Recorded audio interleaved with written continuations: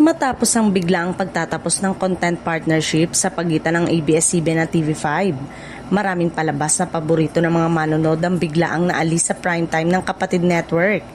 Kasama rito ang mga hit series na FPJ Batang Quiapo, Roja at What Lies Beneath.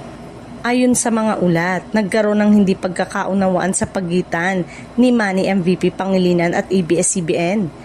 May chismis na inakala umano ni MVP na isang collection notice lamang ang kanyang pinirmahan, ngunit lumalabas na ito pala ay termination ng kontrata.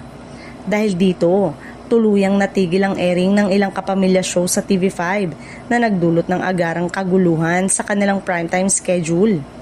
Hindi raw naging handa ang TV5 sa biglang pag-alis ng palabas mula sa ABS-CBN.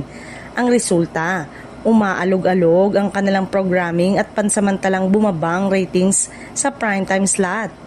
Kasalukuyan ng pinapalitan ang mga lumang palabas ng mga imported dramas at bagong lokal na programa.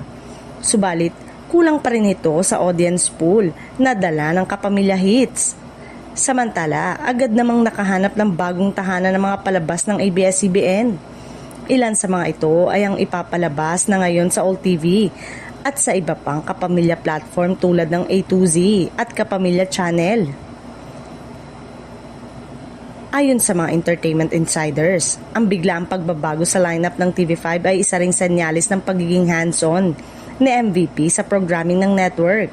Gayunpaman, nananatili ang usap-usapan sa industriya kung paano nagkamali sa pag-intindi ng kontrata ang ilang executive na nagdulot ng malaking epekto sa primetime slot ng kapatid network.